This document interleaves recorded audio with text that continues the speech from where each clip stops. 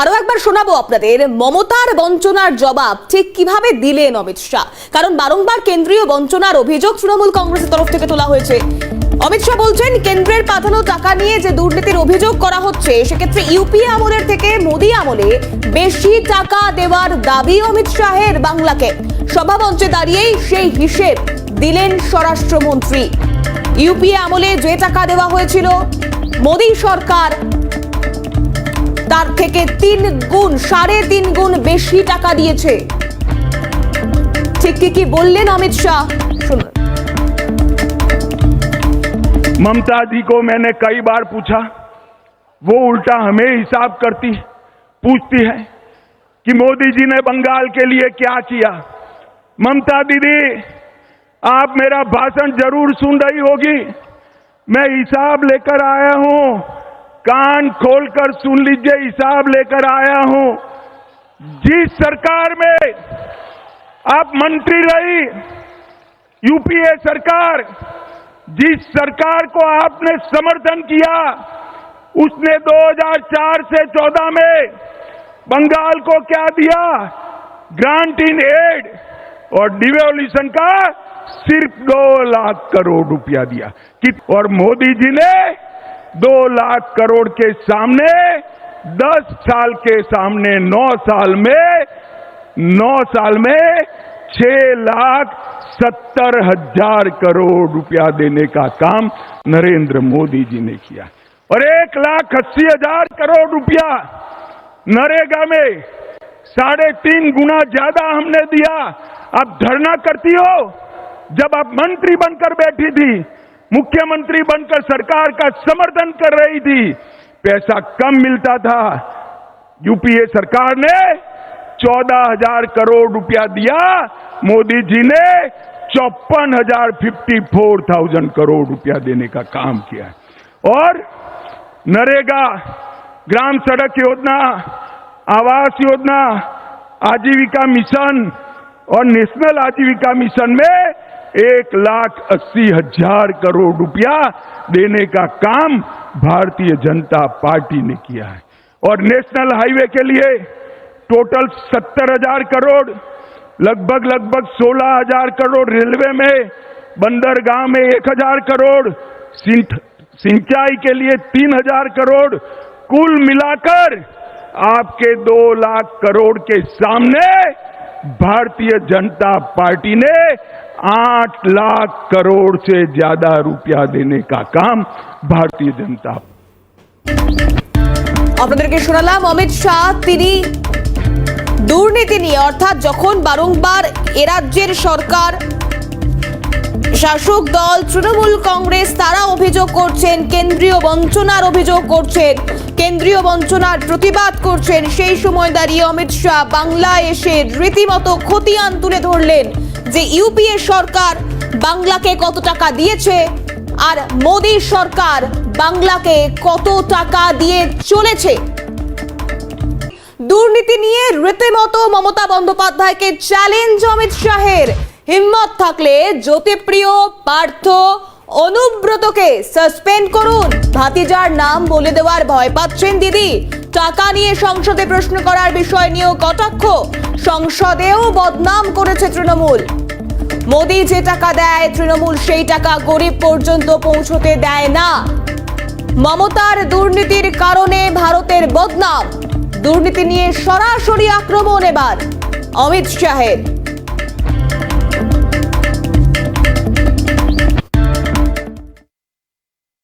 पूरे भारत के अंदर भ्रष्टाचार के कारण बदनाम करने का काम ममता बनर्जी की सरकार ने किया। ज्योतिप्रिय मलिक, अनुव्रत मंडल, पार्थ चटर्जी, चाहे गाय तस्करी हो, चाहे कोयला तस्करी हो, चाहे भर्ती घोटाला हो, अरबों खरबों रुपया बंगाल की जनता का इन्होंने खाया है। और मैं ममता बनर्जी को आज कहकर जाता हूं, अगर आप में हिम्मत है तो ज्योतिप्रिय मलिक, अनुव्रत मंडल और पार्थ चटर्जी को तृणमूल कांग्रेस से सस्पेंड कर दिखाइए, तो बंगाल की जनता मानेगी। वो नहीं कर सकती। हर रोज दुर्गा का स्तवन कर रही है कि तीन कहीं भतीजे का नाम न बता दे, भतीजे का नाम न बता दे। जो खुद मिले हुए हैं वो बंगाल को भ्रष्टाचार से मुक्त नहीं कर सकते हैं। मित्रों, इतने सारे भ्रष्टाचार हुए हैं कि संसद की पवित्रता को भी तृणमूल कांग्रेस के सांसदों ने समाप्त कर दिया। भेंटे लेकर, सौगादे लेकर सवाल पूछने वाले सांसद और वो पार्टी बंगाल और भारत का भला कर सकती। দুর্নীতি শুধু নয়, অনুপ্রবেশ তা নিয়েও এবার রাজ্যকে বিঁধলেন কেন্দ্রীয় স্বরাষ্ট্রমন্ত্রী। সিএএ নিয়ে ফের একবার বার্তা দিলেন অমিত শাহ। অনুপ্রবেশকারীদের আহ্বান জানাচ্ছে তৃণমূল, আধার কার্ড করে দেওয়ার আহ্বান জানাচ্ছে তৃণমূল। একসময় যে অনুপ্রবেশ নিয়ে সোচ্চার ছিলেন মমতা, সংসদে অনুপ্রবেশের প্রতিবাদ করেন মমতা বন্দ্যোপাধ্যায়, এখন সেই তৃণমূল অনুপ্রবেশকারীদের মদত দিচ্ছে, আহ্বান জানাচ্ছে। অসমে বিজেপির সরকার অনুপ্রবেশ বন্ধ করেছে, বাংলায় বিজেপি সরকার এলে অনুপ্রবেশ বন্ধের প্রতিশ্রুতি সিএএ হবেই সাফ জানিয়ে দিলেন কেন্দ্রীয় স্বরাষ্ট্রমন্ত্রী। बंगाल सरकार, ममता बनर्जी घुसपैठ रोक नहीं पाई। जो ममता बनर्जी कभी घुसपैठियों के लिए पार्लियामेंट चलने नहीं देती थी, वो ममता बनर्जी आज घुसपैठियों को खुलेआम वोटर कार्ड और आधार कार्ड बंट रहे हैं, वो चुप बैठी। अवैध घुसपैठ चरम सीमा पर। आसाम की जनता ने भाजपा सरकार बना दी। आसाम की सरहदों से परिंदा भी पैर नहीं मार सकता। और बंगाल में सोशल मीडिया पर कोई रख रहा है कि अगर घुसपैठ कर आए हो और आधार कार्ड चाहिए, वोटर कार्ड चाहिए, तो इस नंबर पर संपर्क करिए। बंगाल पुलिस चुप। और इसीलिए ममता बनर्जी सीएए का विरोध कर रही है, सीएए कर नहीं दे। मगर मैं आज इस सभा में कहकर जाता हूं, ममता दीदी, सीएए देश का कानून है, इसको कोई रोक नहीं सकता और हम सीएए को लागू कर रहेंगे। बंगाल মমতার বঞ্চনার জবাব দিলেন অমিত শাহ। কেন্দ্রের পাঠানো টাকা নিয়ে দুর্নীতির অভিযোগ, ইউপিএ আমলের থেকে মোদি আমলে বেশি টাকা বাংলাকে বেশি টাকা দেওয়ার দাবি অমিত শাহের। সভামঞ্চে দাঁড়িয়েই হিসেব দিলেন স্বরাষ্ট্রমন্ত্রী। 2004 থেকে 14 বাংলাকে 2 লক্ষ কোটি টাকা, 2014 থেকে 9 বছরে 6,70,000 কোটি টাকা। মুখ্যমন্ত্রী হয়ে সরকারের সমর্থন করেছিলেন মমতা। ইউপিএ সরকার 14,000 কোটি টাকা দিয়েছিল, মোদী সরকার 56,054 কোটি টাকা দিয়েছে। কি বললেন অমিত শাহ দেখুন। ममता जी को मैंने कई बार पूछा, वो उल्टा हमें हिसाब पूछती है कि मोदी जी ने बंगाल के लिए क्या किया। ममता दीदी, आप मेरा भाषण जरूर सुन रही होगी। मैं हिसाब लेकर आया हूं, कान खोलकर सुन लीजिए, हिसाब लेकर आया हूं। जिस सरकार में आप मंत्री रही, यूपीए सरकार, जिस सरकार को आपने समर्थन किया, उसने 2004 से 14 में बंगाल को क्या दिया? ग्रांट इन एड और डिवोल्यूशन का सिर्फ 2 लाख करोड़ रुपया दिया। और मोदी जी ने 2 लाख करोड़ के सामने 10 साल के सामने 9 साल में 6,70,000 करोड़ रुपया देने का काम नरेंद्र मोदी जी ने किया। और 1,80,000 करोड़ रुपया नरेगा में 3.5 गुना ज्यादा हमने दिया। आप धरना करती हो, जब आप मंत्री बनकर बैठी थी, मुख्यमंत्री बनकर सरकार का समर्थन कर रही थी, पैसा कम मिलता था। यूपीए सरकार ने 14,000 करोड़ रुपया दिया, मोदी जी ने 54,000 करोड़ रुपया देने का काम किया है। और नरेगा, ग्राम सड़क योजना, आवास योजना, आजीविका मिशन और नेशनल आजीविका मिशन में 1,80,000 करोड़ रुपया देने का काम भारतीय जनता पार्टी ने किया है।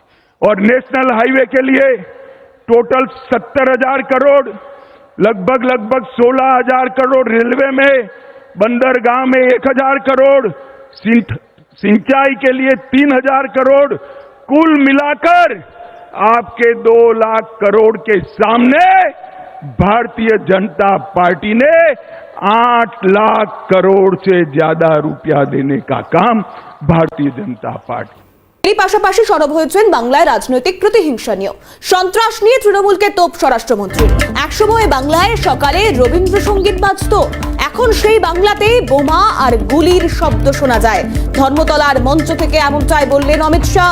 বাংলার মতো নির্বাচনে সংঘর্ষ কোথাও হয় না। বিজেপির 212 জন কর্মী খুনের অভিযোগ। 224-এর নির্বাচনে ভোট দিয়ে খুনের বদলা নেওয়ার ডাক দিলেন কেন্দ্রীয় স্বরাষ্ট্রমন্ত্রী।